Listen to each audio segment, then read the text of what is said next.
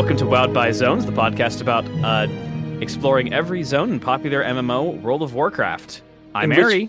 And I'm Torin, where I'm excited to be wowed by a zone today. This seems pretty wow. I am wowing. This is me wowing. Hi. Thanks, you ruined our intro. I'm Eowyn, and I get interrupted when I'm trying to introduce myself. Classic woman. I mean, the true podcast experience is that you have to fuck up your intro every time, or else is it really a podcast? You know what? That's fair. Not everyone has to mess it up, but someone's gotta. Exactly. We gotta have our Freddie Wong. Hey, also Will always messes up in his like Dungeons and Daddies. He always messes it up. Okay, let's stop name dropping other podcasts and probably get started now. Sorry about that. It's just one other podcast. That's true. Adventure Zone. Okay, now I'm done. Get out of here. All right, so the zone we went to today was Teldrassil, another one of the starting zones for Classic WoW. This time for the Night Elves. The Night Elves are sort of the game's answer to Wood Elves. They live in forests, are in harmony with nature, are not big fans when people fuck up natures and cut down a lot of trees. And they have a really, really rich background that we'll try to get. That is sort of like the main thrust of the zone. Yeah. I think it's interesting how the introduction that we got, as we all of these zones, of course, have this like, oh, we have this very deep voiced like fantasy man give us the description. Oh, these are the Night Elves and these things, and all the most of the groups like has some sort of like quality of like, oh, they have some ferocious like enmity with the Alliance or the Horde, and they are fighting the same thing, and that isn't really here in the Night Elf one. It's more like the Torin opening where it's like, what's focused on here is the actual cultural entity of the elves in themselves, like where they come from, who rules them, where to do, what does it mean to be an elf, rather than like defining them in a negative against someone. I thought that's kind of interesting and a good sort of start to like the experience of what the zone is like. Also, in the beginning intro, I think pretty uniquely, it name drops Fandral Staghelm, rather than the actual acting leader of the Night Elves, Tyrande Whisperwind, right? That's her last name? Yes. Mm-hmm. Yeah. Because I think it, and you don't, I think it sort of plays into that the Night Elves are sort of off balance when you start the zone. Like, because they're still recovering from the events of Warcraft 3, so they lost their immortality, which means they're all kind of just like, so we have to basically redefine our entire culture, guys. Haha. Yeah, Teldrassil itself. So to just provide a little bit of background here, at the end of Warcraft 3, the end of the initial campaign in Warcraft 3, the world tree where all the Night Elves lived and like had like important stuff going on was fucking destroyed by demons. That's not the initial campaign. Yeah, Reign of Chaos. I mean Reign of Chaos, not Frozen Throne is what I mean. Oh, you mean like the main... Well, that's the main part of the game. Like... Yeah. Because the first campaign is Arthas's campaign. Sure, sorry. What I meant to say there was the end of Warcraft 3 Reign of Chaos, the base game. The Night Elves got absolutely fucked up by demons. The world tree got destroyed, and they managed to drive them off, but like... The idea is that the face of what Night Elves were going to be has been forever changed. And then you wake up here in this new zone. And what's very interesting about this is the starting experience for Night Elves. This is the starting place, the place where young Night Elves are like coming to like grow up and make their way in the world. Teldrassil is actually new. It's new in a way that the other lands aren't necessarily in the same way. Like, it is a new tree that was planted between Warcraft 3 and World of Warcraft, a grand tree to serve as a new home for the Night Elves, and also a desperate attempt to regain their lost immortality. They lost their immortality. They used to be immortal, they're not immortal anymore. Not that it really matters in any meaningful way in the storytelling. WoW storytelling around immortality is not good, but the idea is that it is supposed to be something that was absolutely devastating to them, that they have lost a piece of themselves, and this was an attempt, a vain attempt, as it turned out, to bring it back. Yeah, and I disagree about the immortality being bad, like badly told within WoW. I think it's in like you feel it in every single night elf quest you do within the first zone and all throughout. yeah, I agree. I think this quality of the Nels that they're very much like a people sort of off balance. They're like they used to just kind of feel like they were in tune with the world. Like everything they did was just sort of a extension of the world. They lived forever. They were just another part of the world. That thing. And now they're in a moment like, oh wait, I have to actually live. I have to do things. I have to change. I have to advance. And I think a lot of the quests were just like, well, how do I deal with that? Yeah, and mostly a struggle against the change. Like, yes, yeah, like in a very similar way to how I think how Mulgore works with the Torin. Except the Night Elves are a lot more violent in their resistance to the change. Just for a quick reference, we said that there was a time skip between Warcraft 3 and WoW. It was about 5 to 10 years in that range. So it wasn't like super short, but it is quite short. It is a very new tree. It's way too big to be so new. I mean, it was grown by like the second most powerful druid in the setting. To be fair, I know, but it's too big. And we'll find out in Shadowland. No, I won't go to that. Shadow. We're not gonna. We will try to avoid talking about Shadowlands. What do you mean there was an expansion between BFA and Dragonflight? No, I love Shadowlands. Anyway, that's crazy. Hot take. I love parts of Shadowlands. I don't love it as part of WoW. I actually really like the cosmology chart that the Shadowlands did. I think it like you're insane. But anyway.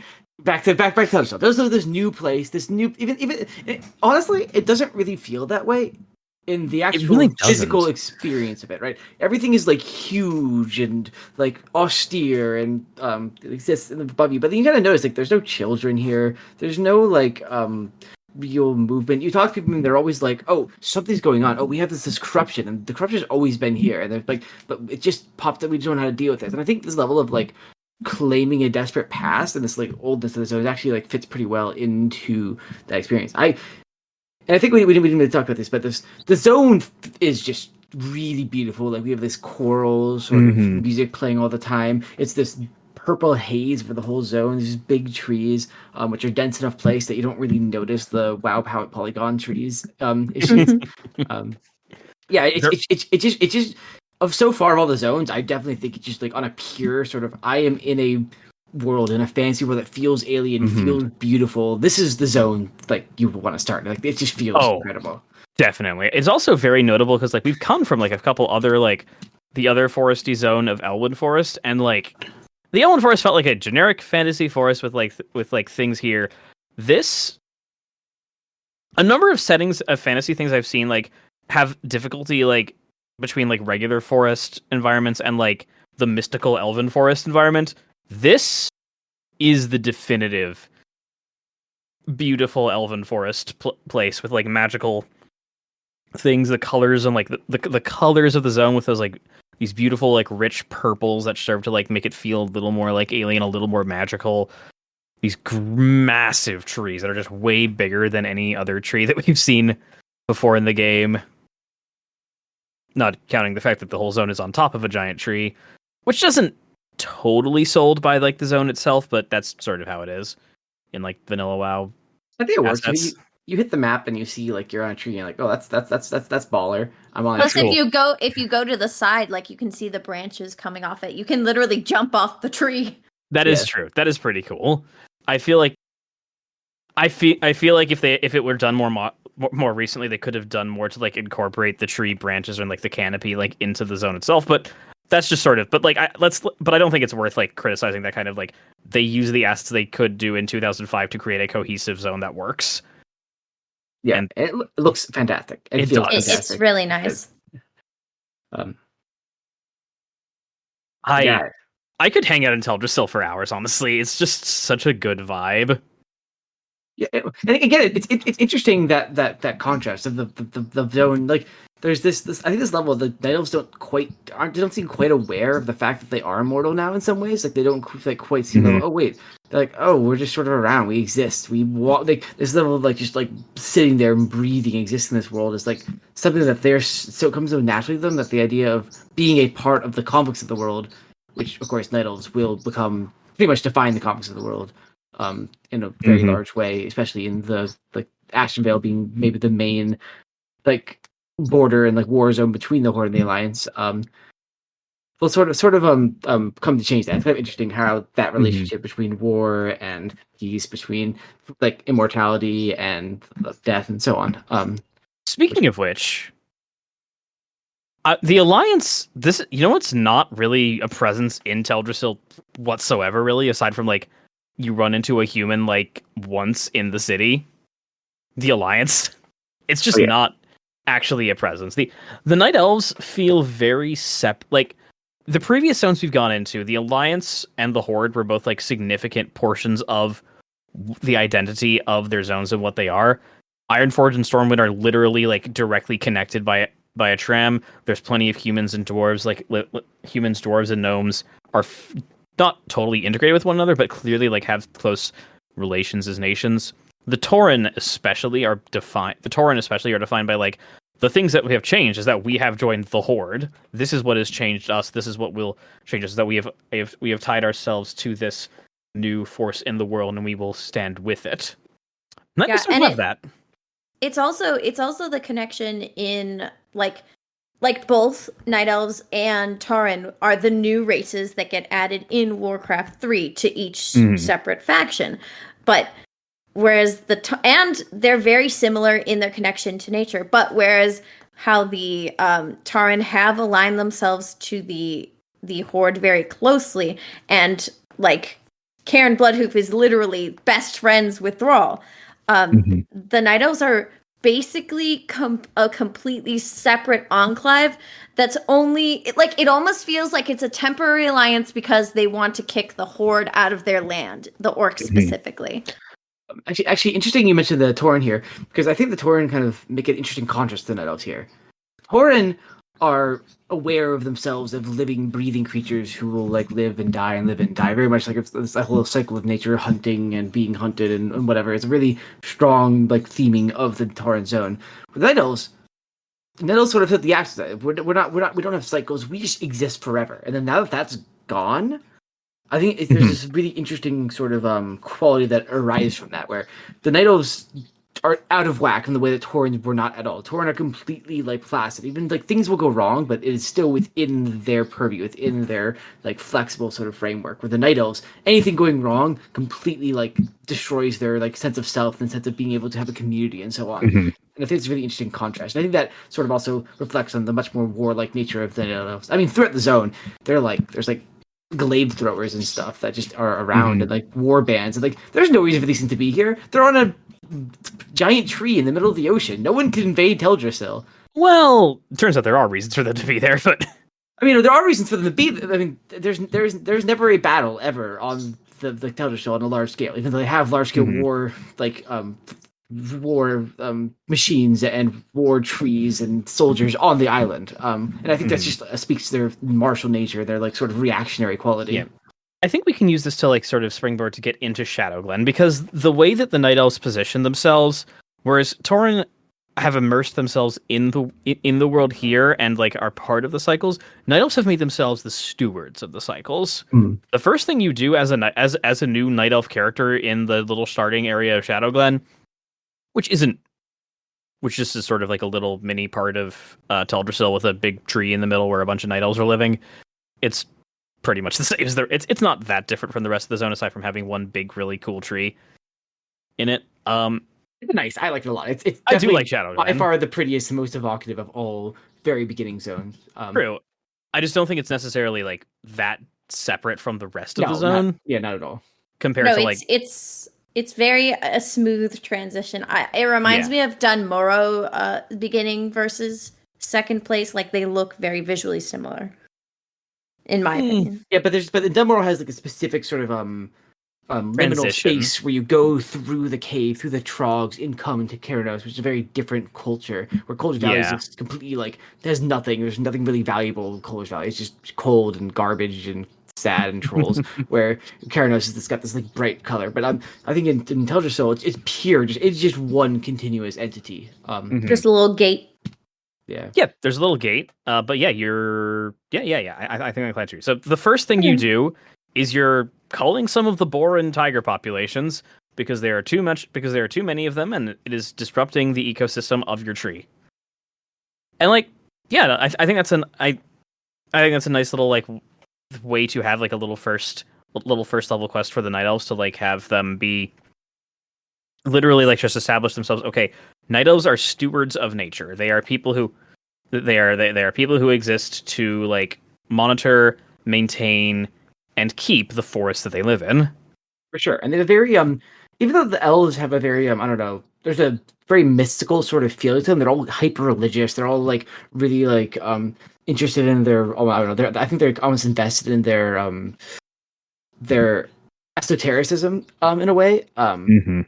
But their actual actions are very clinical and scientific. They're like, oh, we've studied the population. We must move them this way. We must cull this many people, this many animals to get them to the right context. Or oh, we must like make sure that we've collected the right plants and et cetera, et cetera, et cetera. It's always very like I've studied this thing, and so we understand it. And it was so later in the zone with Denelen, who's like sort of the maybe the main character of the zone, that's like a core thing. Understanding why and where and how things come from, and then being able to step back, and be like, oh, as you said, we're these stewards who have no real like we don't have a investment. It's like they're invested in not having investment in this thing. We just academically, purely sort of manage this world.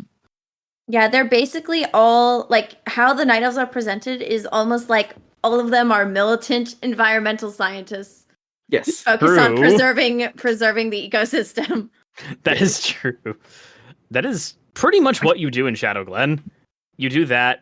The only really exception is, I think, the most interesting and memorable quest in Shadow Glen is when you run into one like night elf who says like, "Hey, my husband is missing, and I think he might be injured. He's on this like cave where there's a bunch of spiders." And you go in, make an antidote, save his life. It's a nice little quest there. Yeah. Sorry. I also think it's very interesting, like how I feel like in the text of that quest, she's very casual about it. Like she's not that worried. She's like, this is kind of weird. Where'd he go? But I feel like it also speaks to that the night elves aren't used to not being immortal. Like it's another example of that. Yeah, for sure. Mm-hmm. And you see this like in the quest, like you could go into, you find out, oh, these spiders. The reason that he was like couldn't survive, like the poisoning was actually he does survive. Eventually, you do heal him, but the reason why it was actually was threatening is because there was some kind of demonic change to the spider. The spider was breeding these other spiders, which came somewhere. We have to go and kill the big like mother spider who's been corrupted by this world, and we also kill these little like fae creatures who've also like been corrupted and become demon-like through something. Something is wrong with Teldrassil. This like perfect, serene, natural place. In the very beginning, this very bizarre zone, the part of the game, like on a sort of a gameplay level where you're supposed to just kill boars and be normal, we are dealing with demonic corruption, which is I think pretty distinct in a way that I think we've only seen in Durotar so far. But That's true. But I think it's kind of compelling that there's almost like this the feeling of almost Things like not being quite right. Yeah, it's Oh, sorry. It's kind of true. I think it's like an almost like an anesthesia over the zone that they were like completely dulled themselves to that demonic expression, which is literally just one step away from where they're supposed to train their new soldiers. You know. Yeah, I also think the fact that so far the only time we've seen the Legion's like influence is within the Orc starting zone and the Night Elf starting zone so far is because those two are specifically tied, and they're most like the threat to them the most throughout all of Warcraft and WoW's history has been the Legion, like for both Orcs and Night Elves. And a quick reminder, the Legion are basically transdimensional, spacefaring creatures of chaos who want to make everything chaosy. That's the basic thing. They're evil. They're a bunch of evil existential threat demons. Yes, we can go more. They technically want to stop the void from consuming everything, but they're kind of like dicks about how they go about it. Seems very interesting, but for the beginning of the game, this is really what the demons are. Even though there's a lot more actual complexity to the relationship of demons to the world and so on. Yeah. I also wanted to talk about what Grelkin are, like the fey creatures that have been corrupted by the demons. It's like, I just want to mention this because it's really weird. I don't remember in WoW there being any other fey creatures until explicitly when you get to Shadowlands, there's a whole fey creature zone. But like, that's literally what 20 years into the game. Well, there's also like dryads and creature and like the weird plant creatures, and so I think they're supposed to be something like those. I think WoW made a really problem is them sharing the model with the imp like confused the. Yes, I think yeah. Especially they should not abuse that model. When you scroll over them, it says demon, but you actually like read into the lore, and they are not demons. Like that is just not what they are. Yeah, no. It's very confusing. It's a bad inconsistency. Especially because they are the first demons you see in the entire quote-unquote demons you see in the entire game as a tag. So if you are like, there's a pure like mechanical sort of like criticism, but if you are new to the game and never played Warcraft 3, you walk in and be like, oh, that's what demons are. They're these little fey creatures that are, have bad moss. Yeah, I feel like it just would have been helped if these just had the humanoid tag instead of the demon tag, just make it a little and didn't share a model with imps. That's the main problem, is that they share the model with imps. Yeah, and this is sort of like, I feel like this is kind of a nitpicky complaint, because I really do think most of Shadowlands are really incredibly done, like beginning of the world, like both introducing the Night Elves, introducing the whole like actual feel of the zone, the kind of the weird threat of the demon corruption that the elves can't quite grasp yet, and that sort of like weird relationship, and then eventually at the end of Shadowland, I think is like where I think the story of Teldrassil is really sold, and through these Moonwells. I agree, but like as a kid, I was like, oh, that's a demon. There's demons here. That's the bad thing that's happening, which is not what the story of the zone is trying to be. Yes, that's true. I agree. Yeah. It is a mistake, but my point is like now that I'm an adult and like have context, I'm like, okay, that's what they're trying to do. Yeah, I agree. It's not like a badly designed. It's not a badly designed story. It's just a pure, I think, mistake. You know what I mean? Yes. Yeah, no, definitely. They just wrote the wrong thing. Well, I think we can use that as a little springboard to get into the Zens and.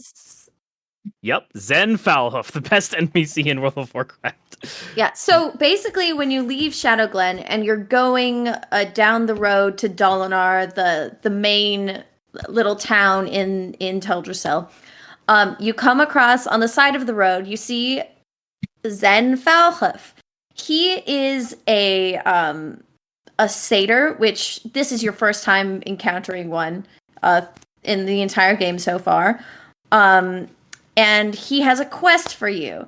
Basically, he asks you to go kill a bunch of animals and bring him back like stuff that they have, and he'll do you a favor. When he says this in a very obnoxious way, and whenever you click on him, he says very rude things to you. The game is very much trying to signal to you that this guy is not a good guy and you should not do what he wants you to do. But of course, he is green and he has a big exclamation point over his head. So obviously you do it. Of course. Who do you take me for? And yeah, he has to just kill a bunch of animals and take their stuff and give them to him. It's not even totally clear why, huh? He's just doing some bad stuff. Yeah, I think the implication is he's doing some kind of evil ritual that is helping with the corruption stuff. Yeah, but even like beyond, it's not even the helping him that's the issue. It's the fact that like later on you get scolded for doing so, and it's almost purely because you kill these animals without like a reason for it, right? And I think that actually does a really good job of first of all, looking at it, but I do want to say this does a really good job of kind of doubling down on this whole idea of the Night Elves as very like academic conservationist, where the actual like it's like, oh, you killed animals. Like I think as like a player, you might be like, oh, that's like it's fine, like we're still doing this curing thing, but no, it's like it's very specifically, it has to be very specific, very calculated. It's like you can't just like do it willy nilly. It's you don't get hunting licenses, you get very specific goals, and it has to the White Elf experience has to resolve around that, and this of course fails that. If one of our Right. environmental scientist druids hasn't told you to do this, don't do it. Yes. Yeah. It also, I think, helps that the initial quests and to like do the like population calling were kill quests, whereas the one to get the stuff for Zen is a collect quest, which often will involve killing a whole bunch more animals than you otherwise would to try to get the loot that is not 100% drop rate. Yes. Yes. It's pretty cool in a way that some of the hunting. It actually like uses that in a way that some of the hunting quests in Mulgore do not use that very well. And I also very much like that there are direct consequences to you doing this. Like, because that's not, like, I think it's not very common, especially not in vanilla WoW, where you'll do a quest and it's like, that was kind of shady. Oh, well, let's move on. Whereas this one, it's like, you literally get yelled at as soon as you finish it. It's like, as soon as you finish, you go to Dalinar, and this lady is like, what the hell is wrong with you? Yeah, it's a nice little bit there, especially because like it's really nice. It especially like establishes like, oh hey, so these are actual demons. Satyrs are actually, by the way, sorry, just being nice, satyrs are demons. They are evil creatures that are and you don't really find this out until later. They are evil creatures that are corrupted night elves that have twisted into like foul servants of the Burning Legion. They are universally bad guys. It's true. What are you talking about? Zen Falhuff is still a green guy, so True. Yes. Hey, we got him back too. turn him into a frog. After you get the side quest, you get a later quest like, oh, go redeem yourself for your shitty actions, and you say they're like, oh, so you have to collect these like stinky little things and give it to him and be like, oh, here's a gift for you, and he's like, oh, I knew it was good having a nice night elf minion, and then you give it to him and it turns to a frog, and he's like, it's mad. It's a very goofy, fun quest, and just I don't know, it adds a little bit of sparkle to the zone where everything, a lot of the others' actual feel is sort of like very serene and careful and like slow, and these quests I feel like is very different. You literally play a prank on a satyr because he's a dick. Yeah, and that's fantastic. Great. I love it. It's a good quest. Mm-hmm. Yeah, no, that's yeah. You also later at another point go kill another satyr, who is, by the way, an enemy druid. He turns into a cat. Which I think is meant to like hint at the fact that the satyrs are corrupted night elves in the first place, which is why they have like evil druid. A lot of them have like evil druid abilities. Yes, and ultimately we will find out that Fandral Staghelm does kind of join the satyrs and do bad shit. Yeah, that's God. It would be so nice if that was in the actual game and not in a book. Pretty sure Ari hates reading. He complains about the WoW book so much. I know, Ari. I don't think Ari knows how to read. Okay. Okay, I guess it's time for me to get into this. The story of this zone, the entire story of this zone about Fandral Staghelm, about everything about this zone, is not resolved in the actual game. Mm-hmm. It was resolved in a book that deals with like the whole like issues of this is what the corruption behind Teldrassil is. This is the dark secret. This is the whole monstrosity there.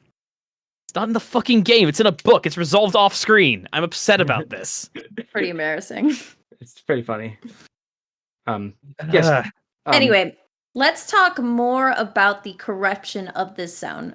So, one of the main things that you find throughout the zone are furbolgs. Furbolgs are basically bear people that are native to Azeroth and usually like pretty cool dudes, except in almost 98% of cases in World of Warcraft, they are corrupted. They exist to be corrupted. They are never good, which is funny given in Warcraft 3 when you meet them, they're nice guys. Like the ones you meet are nice, and then there's some mean ones, but you take care of the nice ones. Well, it's specifically interesting because Furbolgs have a very like similar. Like they're very similar to the Night Elves in that they're druidic. They're very they share a lot of the kind of cultures with the Night Elves. They have a relationship with the dream. We'll talk about the Emerald Dream in a bit. The dreaming and spirituality first that. They're also like keepers of nature. They're curators. They're like almost like the short-lived versions of Night Elves in a lot of ways. Yes.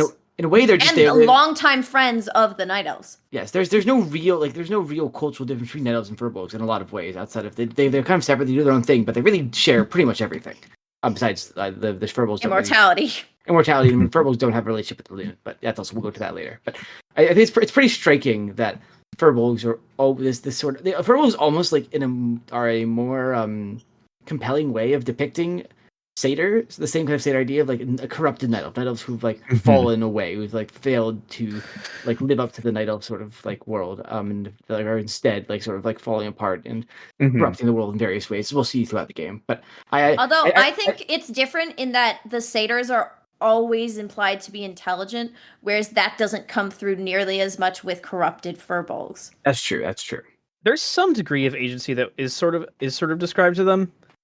Yeah, In but that, I think that's way more clear in Cataclysm. I don't think they do a good job of communicating that furbolgs are very intelligent beings. Yeah. Yeah, WoW. They do mention stuff like oh wow, they stole my dreaming thing. They could never understand that, like, you know, this is an important icon, right, for this guy.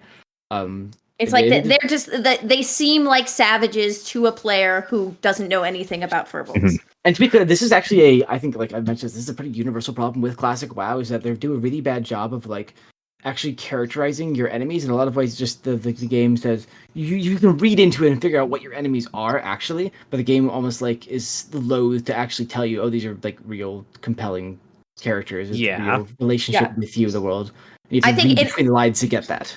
In a lot of it is because a bunch of them, like a ton of enemies that you face, it's just assumed that you've played Warcraft 3 and know what these guys' deal is. Yeah. I think it's a big problem. Or they're just random generic enemies that they threw in there and put like a minor bit of flavor text on cough cough the kobolds. That they only like later give any actual depth or interest in. That's true, yeah. But I definitely think there's this level of like gameplay, like leading to the gameplay, like demands leading to poor actual storytelling. Yeah. Oh, we need enemies, so we stick them here. Or like, this character, we need an enemy, so we're not gonna actually explain what makes these characters interesting or compelling. Now, that said, the way the furbolgs are used in this zone, where they have just like completely fucked up some night elf villages and these like clearly night elven barrow dens, and just like are doing like evil, like profane rituals in them, stealing things from the night elves, and imprisoning a druid's soul to enslave his body to them is pretty fucking cool. Like I think it really serves the vibe of like as you come into there and like as you go into, this is the really big thing when you go into the wider world, the whole something is wrong.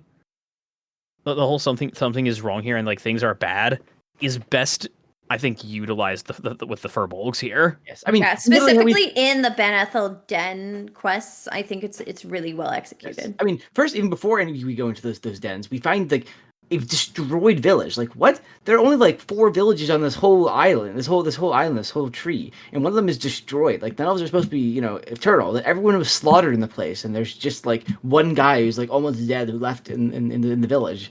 And I think that's pretty compelling. Like, this is the only starting zone where any kind of destruction on this level like exists at all. Yeah. Cataclysm Mulgore. Sure. Yeah, I mean, Cataclysm Mulgore likes to, but I mean, even Cataclysm Mulgore has like 2 people who die, right? There's not like fair. It's not an entire village that's been slaughtered. Yeah. And I think that's pretty like compelling, especially because like again, as we like compare against the anesthesia that is the zone's feeling, where everything feels like it's slow and not like nothing's happening and we are just in this kind of static state. And it's clearly not true. And I think that's really cool in this zone, and I think told really well through the destruction of this village that you find.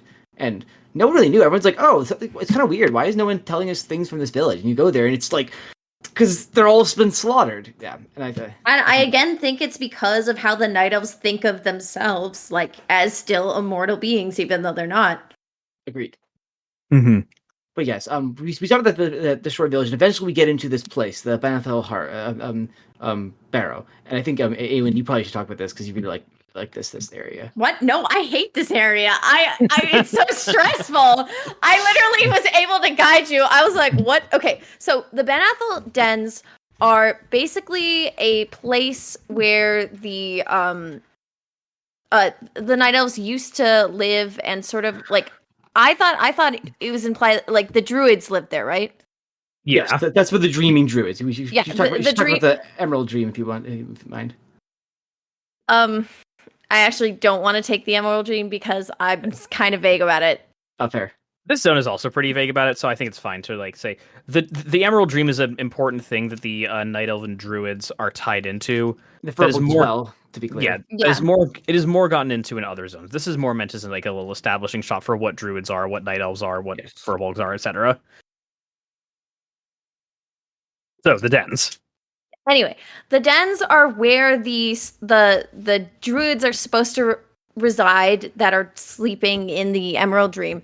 Like it's where they go to do that sleeping and connection with this spiritual realm that is the Emerald Dream. But it's been completely decimated and is just filled with so many furbolgs, like an insane amount of furbolgs. It's also like huge. It is the biggest cave-like place that we've been in so far, and I think it's the biggest one in Classic outside of like dungeons. Don't quote me on that, but it's huge. It's complicated. It's very confusing. You're on a quest where you have to find 4 different things. They're all in different places, and it's very, very easy to get lost here. Like so much so that in Cataclysm they added a guide so that you wouldn't get lost. Yes. Basically, going through it is kind of scary. Like, it's really easy to die because it's classic WoW, and there's just tons of enemies everywhere. You also find the spirit of a druid who gives you a quest where he wants you to kill one of the shaman furbolgs in order to restore his soul to his body, which has been cast out by one of these. It turns out they've been using his body, like they're in control of it and use it for their dark, evil ritual bidding, stuff like that, until you're able to free him by using the Furbolg's magic against them. It's really... To quickly, you don't free him, really. He says you have to kill my body. Like, there's no other choice. No, he's... Sorry, free his, like, spirit by killing him, basically. It's pretty dark. Like it's also like when you think about it later, it's hugely impactful. It's like druids do not grow on trees. Haha. For Incredible. It's horrible. Druids don't grow on trees. And like they're a pretty rare commodity, especially because of like literally we don't see a single Night Elf child in the big city that exists in the zone, like not a single one. And it's hard to train these guys. They're very important to Night Elf culture. And they've been completely decimated by this. It's really horrifying and I think evocative of what's important to Night Elves and just the whole zone in general. Mm-hmm. Yeah, the Banithal Barrow Dens, I don't love it from a design perspective just because it's a very windy and confusing place. Horrible from a design perspective. I played Night Elves so many times as a kid in Classic. I would always get lost. I would spend like 4 hours on that quest. I do wonder if the reason you don't really explore the Venture Company mine is because they'd already designed the Banithal Barrow Dens. They looked at what that was, and then like the people who designed Mulgore looked at that and were like, maybe not though.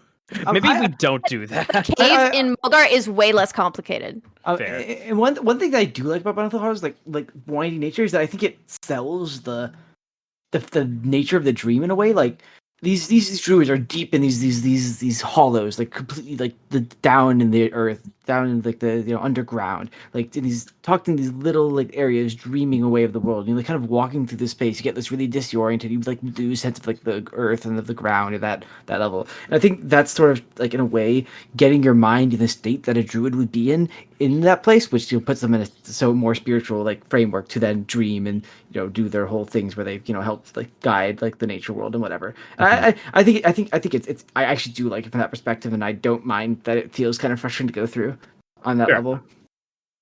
I think it would have been nice if they gave you a map for inside, because even the map in the Cataclysm version is still confusing because there's 2 different parts of it. Yeah. Like it's just like I understand like from a design perspective, it's a great like it is the most fascinating cave structure like non-dungeon wise within Classic in my opinion. But it's like just because there are so many furbolgs everywhere and you keep having to double back and go around again and again and again and again. Like, we didn't experience that because I have done that zone so many times that I was like, okay, this is where we gotta go. This place, then this place, then this place. But that's only because I've been lost in it literally dozens of times. Like, It makes sense. It's just because and you die a lot because there's so many furbolgs, which can be frustrating. Especially because you're so underpowered at lower levels. Mm-hmm. Yeah. I think all of the things you said, it's really good from a vibe perspective, but like some of the like design can be a little frustrating in a way that I think there's a reason they like did a little change to this in Cataclysm. They just give you a guide. It's not do. really changed. That's fair. The guide is very helpful though. The next thing we have is the next thing we sort of have. There's also, this is going to feel like a little bit concerning because the furbolgs are sort of like a lot of the main thrust of their zone, and I mean, you do kill this guy called Ursula the Mauler, who's like the leader of the furbolgs, who is apparently the person behind a lot of this corruption. Which frees a bunch of druids of the Talon from their sleep. But in a way that feels almost like hollow because we haven't actually done anything about any of the root corruption. It's nothing's been solved, right? It's not like Durotar where you get to go underneath Durotar, underneath like Okamar, and go with Ragefire Chasm and actually strike a blow at the heart of these people, of these cultists. Here, there's nothing like that. You just sort of, well, we killed this leader guy, but like it doesn't seem like the corruption seems much more naturalistic in character, right? It's not something we can just grasp so easily, just defeat a creature. And I think that the zone does a good job of sort of like fading off because of that. That kind of brings to the other side of the zone, with the verbal side of the zone, and there's also the Denelan, my boy Denelan. Yes, he's kind of cool. He's a druid, I believe. No, he is not a druid. He's not a druid.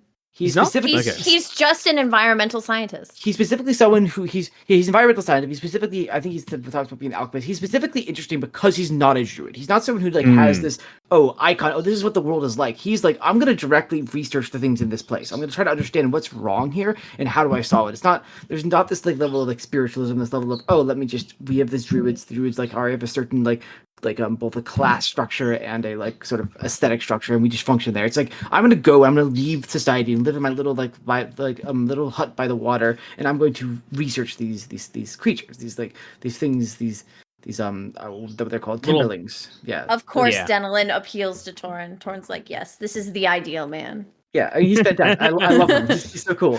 But yeah, he says you have all these quests to go around and like defeat these creatures who like have some level of corruption. He wants, but he's not like, oh, we don't want to. He's not trying to cool them for this thing. I mean, he feels bad about it, but really he wants to collect their hearts, their tumors and the like, and study them, trying to understand them and make sense of like what's going on with the corruption. And one thing he actually finds that I thought was really interesting is he finds one quest you bring back to Denelan is a strange fruit, is what they call it. Where you're just in the middle of the zone, you find this apple tree, and you take an apple and you give it to him. And he's like, "Whoa, what's this strange tree? This strange apple? Wait, isn't this from?" There's a miswrite in the quest which says Azeroth, but it really should be Eastern Kingdoms.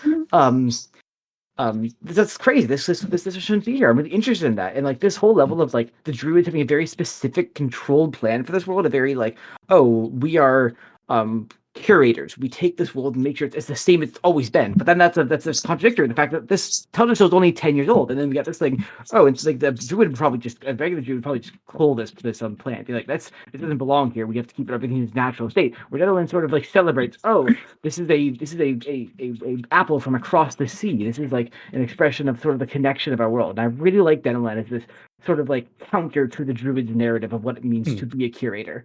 I also think it's important, it's really important that Denelan doesn't explicitly suggest like he's not like, okay, we have to kill the corruption. He's wants to find out what's going on. He's like, no, we don't have to kill these guys because of this. It's like such a good counter to how militant the Night Elves are. Now, to be fair, when he plants the seeds from the glowing fruit, it does the little resulting like little timberling things do immediately attack him. So that's so funny. So it is implied that this glowing tree is part of the corruption thing that is going on.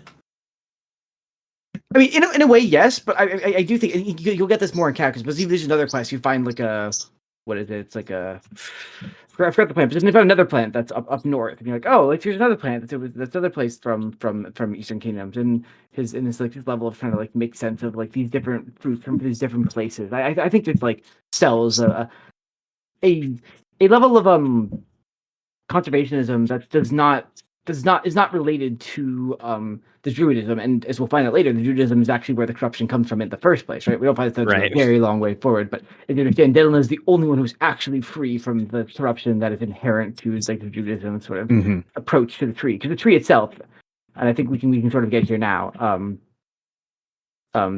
We should is corrupt in itself. Like it is the very act of planting the tree that is why it's corrupted. It is broken from the start. It can't work in a way. I think before we go into that, we should like mention Darnassus. Well, I mean, that is basically where the original version of the zone ends. Effectively, you do the quest for Denelin, you kill the heart of, you find the great corrupted heart of a Timberling that is of another like plant Timberling that has been living here for years and is apparently just completely soaked and immersed in the corruption of Teldrassil. But that's like but like once you do the Denelin stuff, that's pretty much it. That is the end of the zone, and you head into Darnassus to make your as it'll stop before making your way in the world. So yeah, I think this is absolutely where Darnassus would make sense to talk about. Before that, so one thing real quick is throughout the zone, we didn't really mention this. There's this thing called moon wells, which are just little secret shines where we fill up like vials and we bring them to the druids, basically as a way of trying to like. It's unclear exactly what you're doing. You're sort of like trying to like make sure like have they been affected by the corruption, or how try to bring these vials over. They're basically we'll talk about them like more with the Well of Eternity when we talk about Night Elves broadly, but there are these like sources of magic in this world that are also like something that's sort of like scary and corrupting and dangerous. But as we take these vials, we learn they're the also story. Holy. Yes, they are holy. Yes, they're treated both by Eowyn, the religious, like on the priestly side, and on the kind of more natural sort of like holy. The druids, yeah. Yes. Well, they both treat them as holy in different ways. But what's interesting to me is as you bring these vials back, you get told the story of where the Night Elves came from and what happened. And I think that's like kind of like the fact that Denelin isn't like connected to that also is like kind of interesting to me, that the Night Elves are obsessed with this specific history and they must tell it to you in a way that no other Awakening Zone tells you their story in such a clear way. You get like bit smatterings and ideas like here and there, but then they'll say, I'm going to walk you through what happened and why it happened. And I think that's like a really important part of Night Elf culture. I just want to mention that before we go to Darnassus. No, yeah, fair. The Moonwell stuff is very important, and I do like the going around and like just learning the history of the Night Elves about how the Nordersill got fucked up by the demons, how the Night Elves have been sucked out of leader, and how Teldrassil is a new hope for them. It is, even if it is not. Tyrande is their leader, but Malfurion, who's the much more measured, calm, and wise guiding hand of the Night Elves, is out of commission. Because Tyrande is still here. Yeah, so he's dreaming. Yes, it is interesting that I do like how like in the Moonwells, like the basically like Fandral Staghelm held us like this tree, and even if it is not blessed, it is our guide to what we could be, and it's very interesting that there's a lot of like the person you talk to who like guides you through these is a very pro Staghelm guy, I believe. Yeah. Which is pretty interesting, given how he turns out to be a problem. Yeah, and there's a very specific like class relationship. Like druids clearly like kind of rule above everyone else. Like they're always at the top of these little like tree like structures that rule like kind of like are above these areas, and they sort of direct everything. They have control, and like it's interesting because they have that level of control. But then there's the roving bands of huntresses who clearly have a different sort of like martial control that's sort of outside the towns. That sort of they're fighting. They're the ones actually on the front line with the furbolgs and like dealing with this world. And I think it's interesting the kind of like layered sort of structures of like politics. I very much feel like there's two main like it is a two-branch government for the Night Elves. It's the priestesses of Eowyn and then the druids. One like the Cenarian circle, because the priestess. Yes, the priestesses are. They're always women, and the druids are almost always men in how they're depicted in early WoW. And it's entirely in Warcraft 3. Yes, entirely in Warcraft 3. You can't be a woman and be a druid. That's crazy. But like I think in WoW, it's made kind of clear that the priestesses have more authority than the Cenarian Circle does. But I don't there's know if but I think it's implied because Tyrande is the official head. It seems to me, based on how everything is portrayed, that the priestesses have more power because the martial side of is like the Night Elf army and warrior women are under their control. That is true. There's the one quest to like kill Ursula the Mauler you get from a priestess who is like scattering the world alongside a pair of huntresses who are clearly like defer to her. Yes. Yeah. I think that, but also on the same level, the priests of Elune are sort of not as involved with the world. They're military leaders in a lot of ways. They're interested in the esoteric qualities of their relationship with their god, and interested in the kind of actual martial like relationship of them to the alliance, to like battling the horde and that like. And so in a way, they let society sort of like run itself. And are sort of absent in a way. And I think it's interesting. This is the gendered component of the Night Elves, where both have this different kind of power, and their power makes it so they have difficulty actually like communicating to each other, and which ultimately leads to the but yeah, I think it's definitely like heavily implied to be a matriarchal society, which means that the priestesses of Elune are technically in charge. Technically, even though it definitely feels like, in terms of Teldrassil specifically, the druids have like this is the druids' domain in a lot of ways. That the druids are sort of like the prime spiritual things that you actually have contact with, whereas the priestess feels a lot more distant. Yeah, but also when you talk to Fandra Staghelm at the end of which quest line? The end. Once you get the Heart of Corruption from Denelin, that's why you go to Darnassus, the main city of the zone, is because you need to deliver. It's because you need to deliver these things to the corruption to be studied by Fandral Staghelm, the archdruid of the Night Elves and one of the most important and powerful people in society. When you talk to him, and whenever you click on him, all of his voice tags are about how he should be in charge, not Tyrande, which implies that Tyrande is in charge. Mm-hmm. Yes, I mean, he has no idea how to lead our people. Yeah, he's also just kind of a bitch. Yeah, he's a jerk. He's very resentful. He's very unkind to you as delivers these ideas. He's very much like, obviously like something's like wrong. He's troubled by something, and he doesn't tell you. He won't let you on like what's going on. Of course, we'll find out eventually that his son died. Haha. Yeah, I mean, tragic. Yeah, Fandral Staghelm's a really interesting character. I really, really like him, and he is the worst. Yeah, he's such a dick. He's pretty awful. It's a shame that they resolved his quest. It's a shame that they resolved his story in a book and not in the game. Okay, anyway, they literally didn't resolve his quest in the book. It's just more stuff happened to his story in the book. His stuff is resolved in Cataclysm. Okay, anyway. Yeah, but you need that portion of his story for that thing to make any sense. Anyway, sure. when we come into Darnassus, I think Darnassus is an incredible town. Like it's not a city in the way that the cities we're used to. They're not like a bunch of buildings with people living in them. Like it's sort of just a broad, like open area where you have like little like houses where you have like certain activities happening, but it's really not.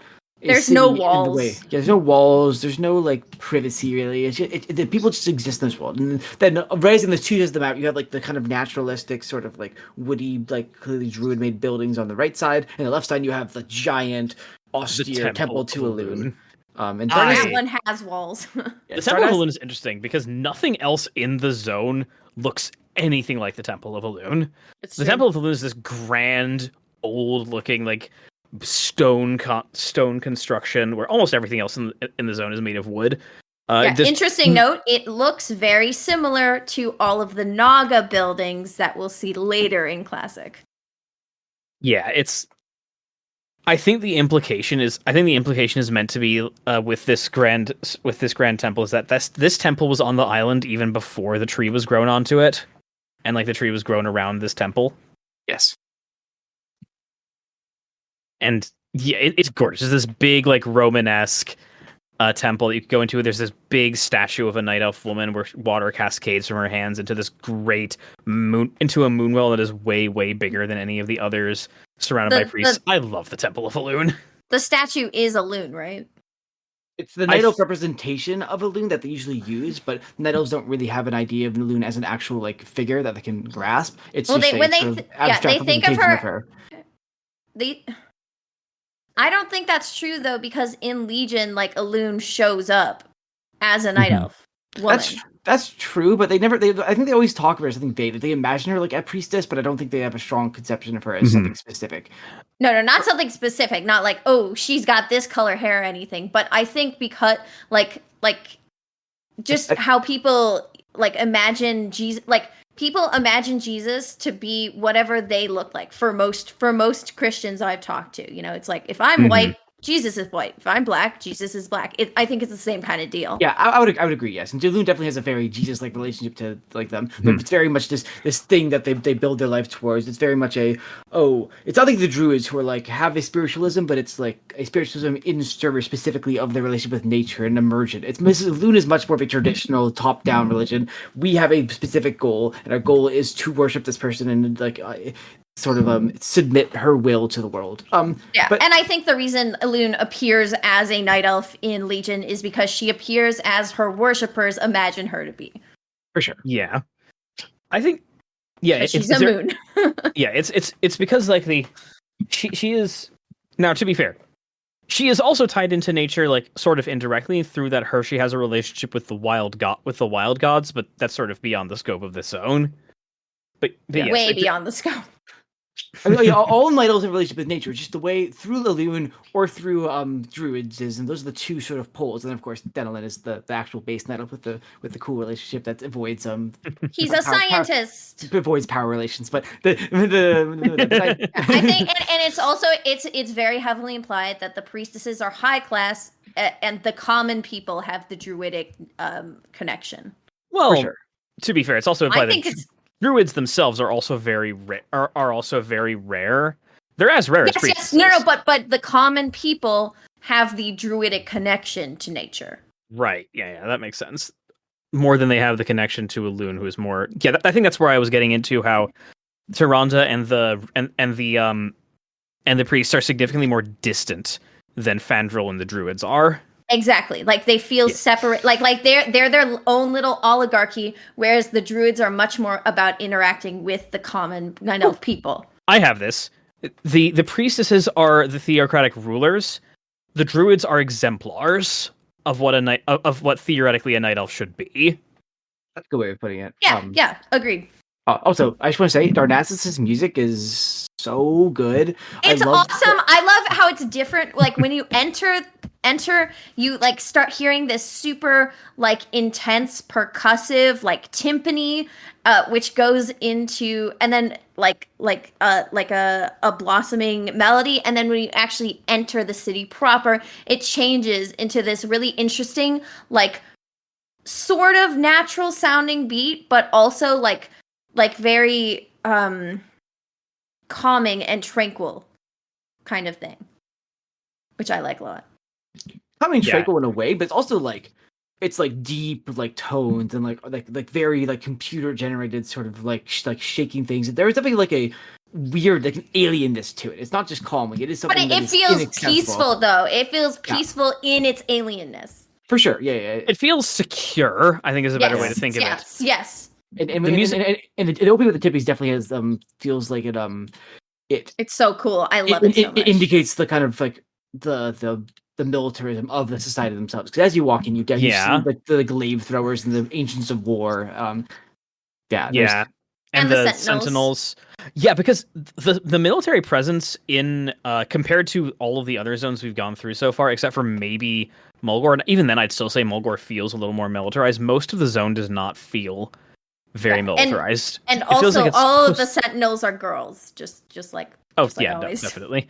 But like that's what I'm saying. Like it feels like for most of the zone that like it's supposed to be a peaceful place. It's not supposed to be like a place that is as militarized as it needs to be with like the furbolgs and shit. The city, however, is very much like a more militarized thing, where like it is meant to be because I think the reason for that is because it's meant to be a glorious place. In a way that like Teldrassil is meant to be a peaceful, good place. Darnassus is meant to be a glorious place. Does that make any sense whatsoever, or am I just spouting nonsense? No, I think I agree. There's definitely this level of like, Yeah, I don't know a glorious, but I would say exaltation kind of vibe, you know? Nettles are very invested in the presentation of their society, like Yeah. to the other Nettles and to the world. Like they are very like obsessed with this sort of. We have a specific pure image, which of course we show the whole zone of Teldrassil is showing the cracks in that visage. Yeah. I also think it's interesting, like Night Elves as a society, like they have a matriarchal society, but like in my reading of it, it doesn't seem like men are treated any different than women are. It's just, you know, it's a very odd way to present a society. It's like, no, all of the warriors are women, all of our leaders are women, but it's like men aren't treated badly or any, you know? I think part of it is just like the fact that they just didn't want to write every NPC of Night Elf NPC having different dialogue based on your player character's gender. It definitely feels like there was more intense gendering in the original game. I'm talking about like how the Night Elves talk. Like no Night Elf makes any weird comment about like sexist comment about any other gender within the dialogue, and because you literally see that in some like that one goblin has really sexist ass dialogue in Duratar, and it's like because goblin society is clearly very sexist in how it's presented. Yeah, that's true. Intentionally. I just thought it was interesting that they're like, oh, this is a matriarchal society, but like also we're not going to talk about the relationship between men and women at all. It's all good. It's fine. I do think that's actually a little bit of a missed opportunity there. It could have provided some more interesting flavor to the Nels, just like define that a little more into like what the like gender roles actually mean and what they represent outside of the highest echelons of society. And you kind of get that with like the way with the way like the most of the people like ask you to like deal with nature are men, and most of the and most of the people who are more concerned about like religious stuff and like and like about militarism and government stuff are women. But like I don't think it's like necessarily made like clear enough in a way that like really. I think this could have been done with this that just wasn't done. Yes. Yes. And to be clear, I think this actually will be a problem that we'll see throughout WoW. Is when they want to deal with like difficult issues that will be like controversial, they do it through almost entirely implication, and they're very careful. I think it's just because you know the nature of being such a giant popular game like WoW means they try very carefully to not upset their base on any level, and so they're like careful on all levels in that regard, which I think can lead to missed opportunities for good storytelling. Yeah, because like I feel like Night Elves are, at least in appearance, and the fact that they have like with their deep purple skin and dark elf kind of vibes with the matriarchal society feels very like, oh, this feels kind of inspired by the Drow.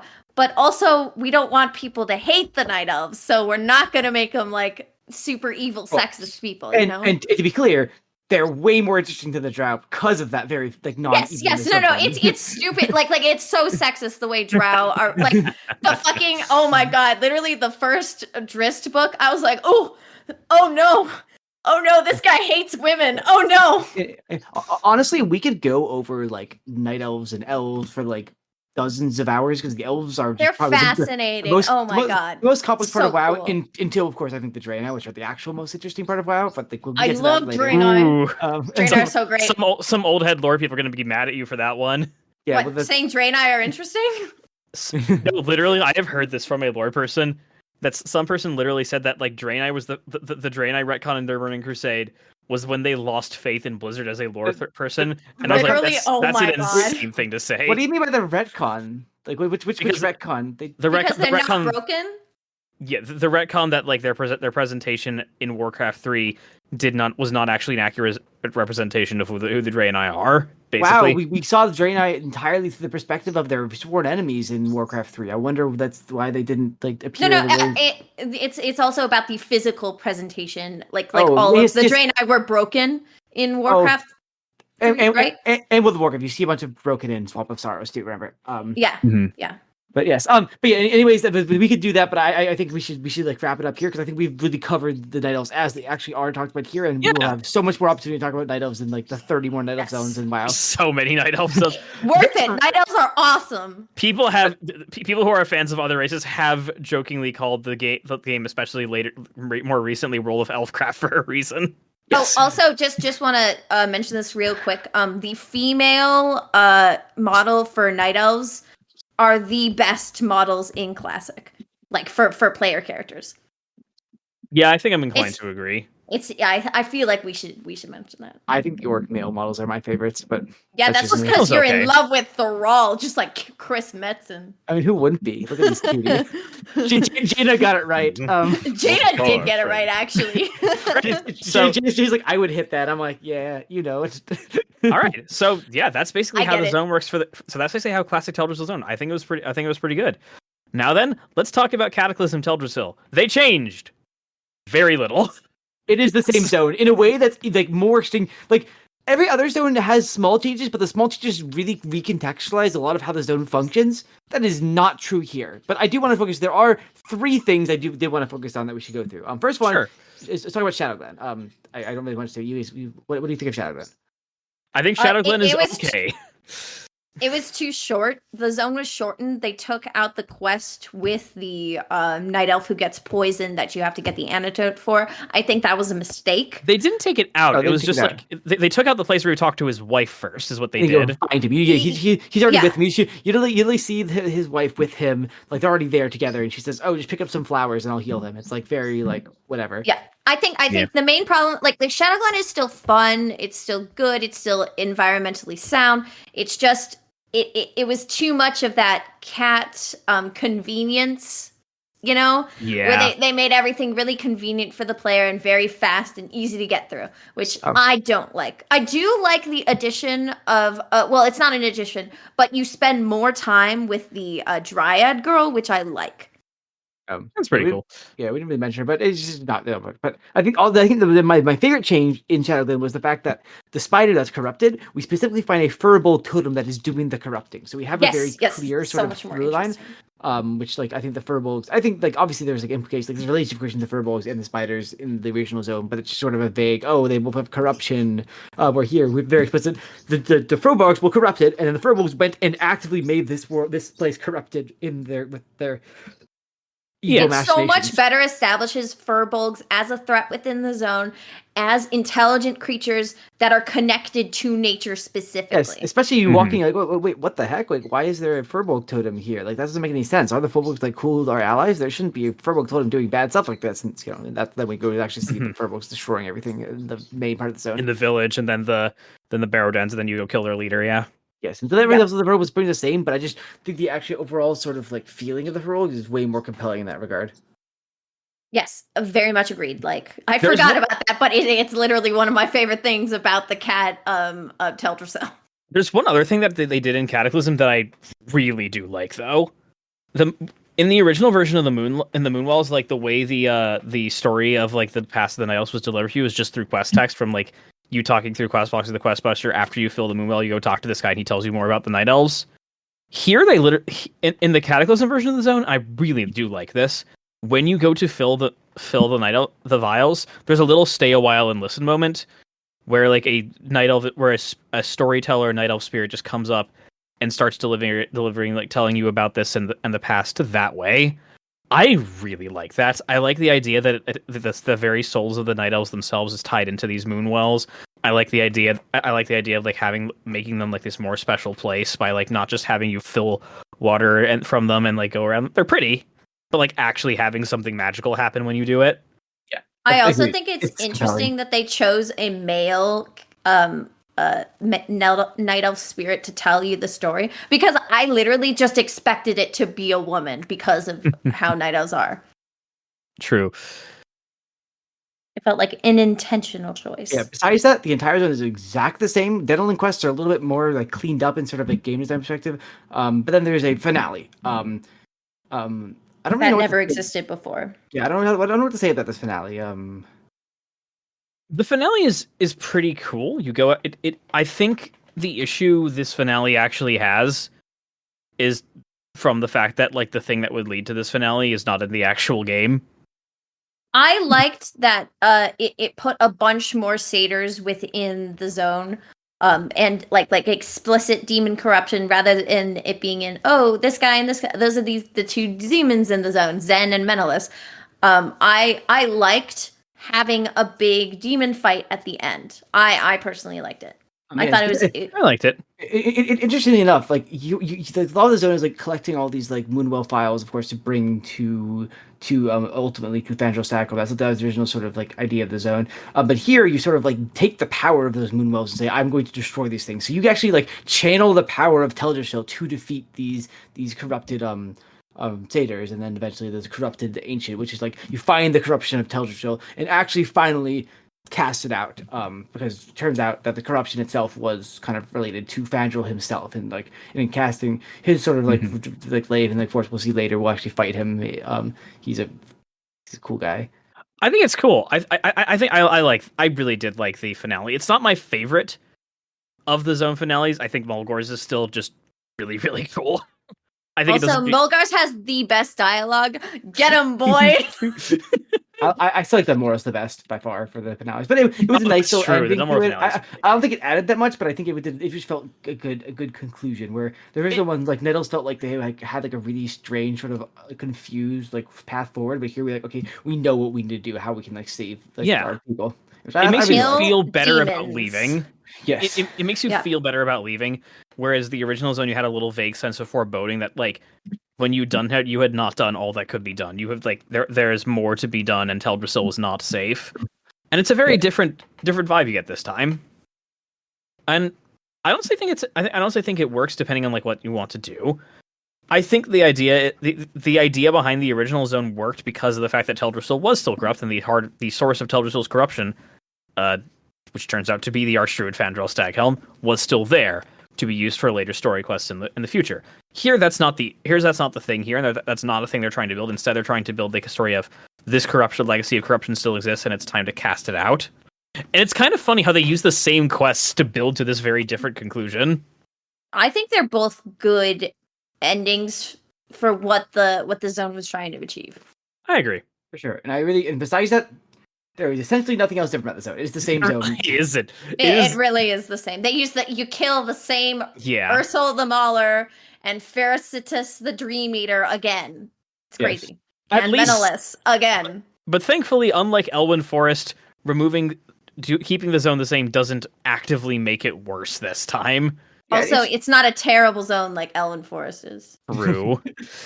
Yeah, and I think that's pretty much all. Like I know we've covered Cataclysm very briefly, but like besides like just general sort of comments on Cataclysm game design feels different, and so the zone just feels very different purely on level of actually playing through the zone feels different because you have different kind of powers and you move differently and it's faster and everything's more convenient. Changes the feeling of the zone, which we could criticize because in a lot of ways you lose the like very evocative sort of like anesthetic feeling of the zone. But in a way that's okay because we're going towards that sort of militaristic ending, which eventually like presses it out to eventually be Svengel Stack at the end of the expansion.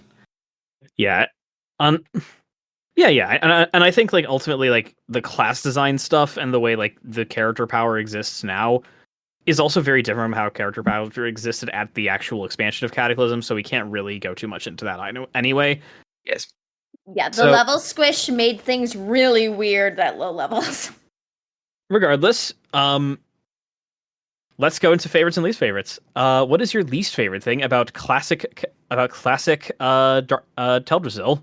You go first, Ari. Sure, I'll go first for this one. I think my least favorite thing about classic Teldrassil is the way in which is the fact that you go and meet with Fandral Staghelm, one half of the split in Night Elf Society, and you don't meet with Tyrande Whisperwind, the other half, the other authority. It feels weird that you meet with him, but not her, in a way that I think could make a more interesting conclusion if you could really like build actually both sides of the conflict instead of just seeing the one side. Yeah. My least favorite part about classic Teldrassil is I think the integration of the furbolgs. Honestly, I feel like I really get what they have they set down. Like I look at, but the furbolgs for me are really compelling, and like we'll see. Like one of my favorite zones, definitely top 10 of my zones in the entire game is gonna be Grizzly Hills, and like I feel like you can, like deal with the furbolgs in a much more compelling and thoughtful way. And I don't know, I just feel like when you reduce them down to just these like almost like semi-intelligent beasts, like you miss like a lot of the compelling storytelling. It's not like this is a criticism not of the actual storytelling that it was telling, but the actual story was telling, but the storytelling it used to get to that story. And it was a little frustrates me a little bit. Makes sense.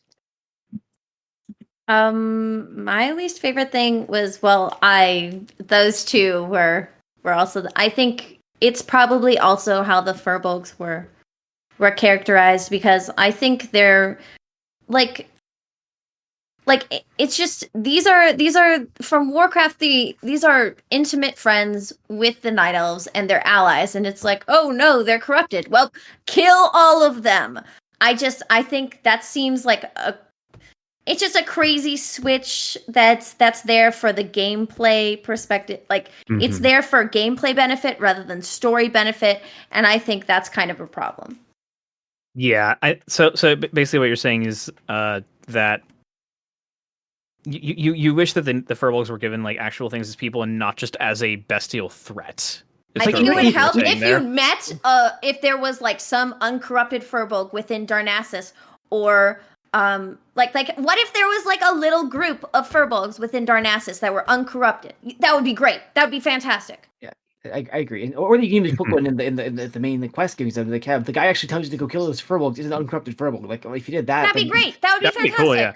Be like, these people are beyond saving. I'm sorry, you have to kill them and have that be a furbolg. And that would work perfectly with the whole zones kind of feeling of the Night Elves, like just like being really disconnected from the world, understanding like how things are changing. And if someone was like actually not a Night Elf, like being much more connected to that world and like having to actually like give you that order and like a more personal sort of emotional level, I think would do a fantastic job. I think that would just make the zone better. Like I do wish that was there.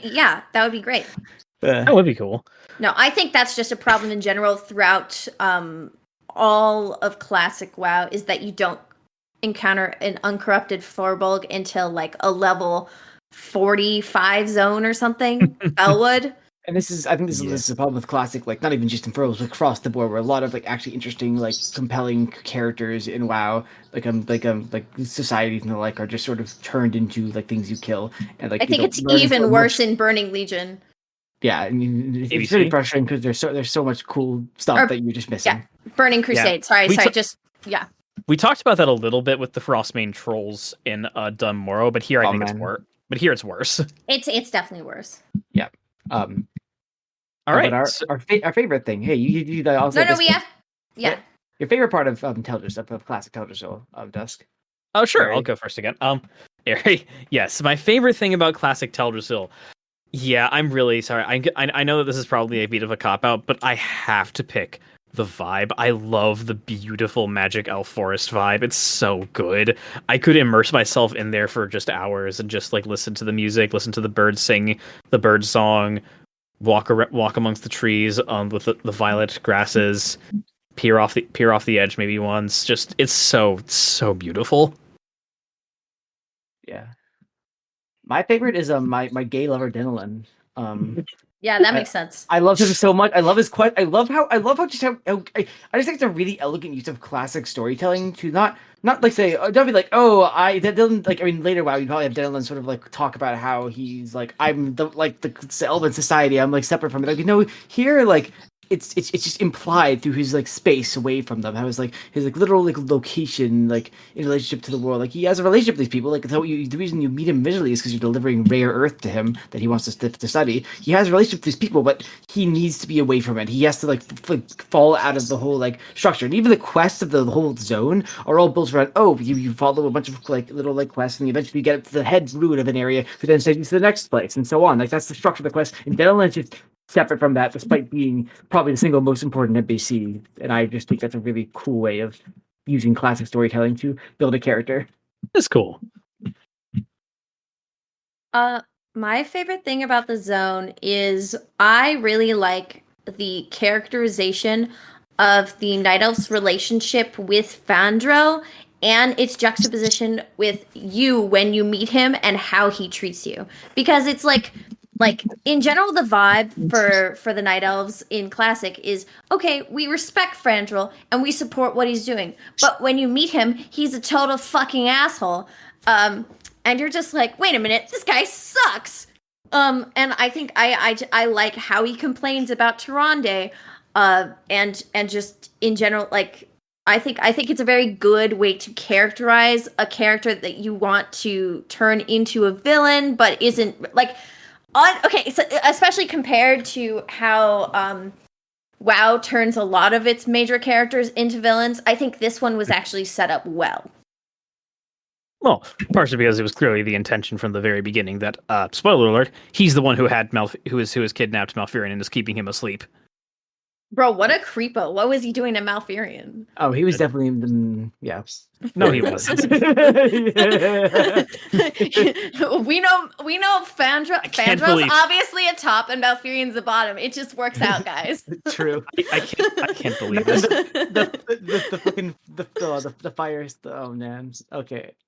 Okay. We gotta stop. Also, I can't Malfurion. believe we did this. We clearly did this wrong. Because none of us mentioned Zend Falhoff, the best character. No, he's my favorite part of Cataclysm.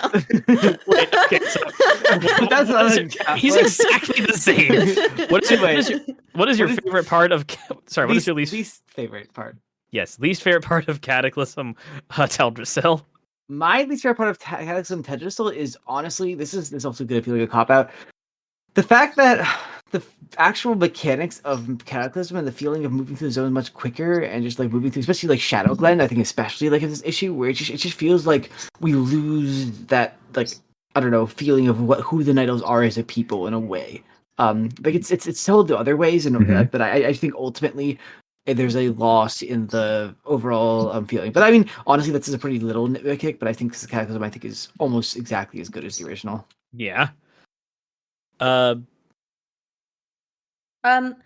me, I would say my least favorite part is also about the characterization of the Night Elves. Like, you lose almost entirely their struggle with losing their immortality. It's just not nearly as much there, like within the theming of the zone. It's not there with the opening monologue like it is in the first zone. And I think it's really important for the Night Elves, and like they're telling a different story. And yeah, this is 10 years away from the original, but like if I was immortal, and then 10 years later I was still upset about being immortal, I feel like also 10 years later after that I'd still be upset about not being immortal if I'd lived for thousands of years. You know what I mean? True. Again, it's not a big problem with the zone. I like this zone, and I think there wasn't like a lot that got changed. Yeah, I think my least. This is the hardest one to do. Like, actually have those. I wonder if we should have even bothered to have had them separate this time. But I think my least. But we'll keep for tradition's sake. For my least favorite part of Cataclysm, Teldrassil, is the fact that the novel Stormrage told some story that should have been in the game. that's the yeah. I know that's the biggest cop out, but like I think legitimately it does. Like this is a really cool bit of story that really could have been in the game, and just wasn't, and therefore this zone isn't changed. And I just like the stuff that is like set up for like Fandrel's big like heel turn and service to Ragnaros just isn't in the fucking game. You have to like seek out extra content to like even get an idea of why this is happening, and I don't like that. I know again we're all picking cop outs here, but they just didn't change very much. Should we even bother saying a favorite thing about Cataclysm? Yeah, I have something. Okay, then let's do it. Favorite thing about Cataclysm Teldrassil?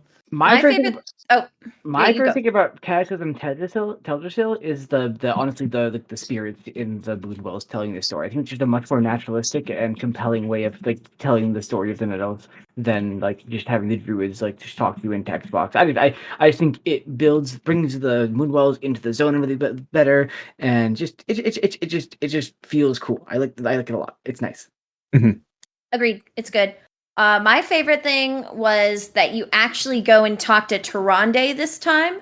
I think it's kind of a problem. Like that's low-key one of my problems with the original zone is that you're not really, you don't have any reason to go to the Temple of Loon during the classic version. And it's like Tyrande's literally the leader of the Night Elves, and she's in direct conflict with Staghelm, the other guy you meet, and it's like, maybe we should have gotten to meet both of them. But again, I like that you get to meet Tyrande and talk to her. Mm-hmm. I think my favorite thing about Cataclysm, probably the finale. I did really like. I do agree with Eowyn's statement earlier, where I really like how you go out and just fucking kill some kick some demon ass as a nice little like empowered ending to the zone, casting out the corruption from Teldrassil and making it feel conclusive in a way that the original zone didn't necessarily do that, because it fits with the kind of story like they're trying to go with it for this. I like how they chained it together into like that finale. I think it works very well. So would you recommend people do this zone as a starting character? Yes, either one. I think they're both fun. They're good establishments of Night Elves as a race, and the Cataclysm start is a really good introduction to some of the like the Night Elf storytelling in Cataclysm and what's going on. I like them both, and I think they're both fun. Mm-hmm. Honestly, I would recommend them, and also after playing it, I liked it. But just the more I think about it afterwards, the more I like it. It wasn't like at first I played it, I was like, oh, I just really like this, but now I just actually think this is one of my favorite starting zones. This is compelling. Damn, like, really good, fucking good. I love it.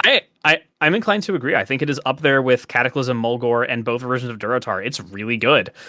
It is really good. I have trouble like ranking it. I think it is easily the best of the vanilla Alliance zones by like such a wide margin. By 7,000 miles. I mean, for sure. Both the Morel and Forest are so much weaker. And like the Horde ones definitely are stronger. And like we haven't even gotten to the one that's well known as the strongest one of the Horde ones.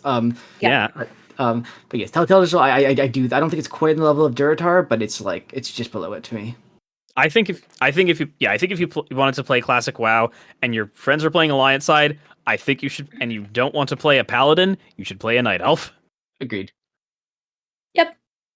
Because if you want to play a Paladin, you can't play a Night Elf Paladin. Or a Mage, you can't play an Elf Mage. Oh yeah, that's true. If you want to play anything that is not a Paladin, that's true, because classic WoW. Yeah, no, I'm with you there. And for Cataclysm, it's still a very solid choice, and I still like it much better than Cataclysm, Dunmorrow, and Elwyn Forest. Though, of course, there's also other options in modern WoW. So, yes, the Gilnean one is the best. We'll get to that one in a bit. Thank you very much. This is Torin. That was awesome. I really like this zone. Yeah, this is Ari.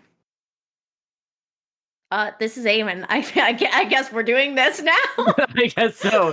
Anyway, bye-bye. We didn't talk about whether we were wowed by the zone or zoned by the wow. There's no zones here. There's wows. Zones are dead. We zoned the wows. We wowed the zones. We're zoning wow zones. What the fuck? I'm ending the episode here.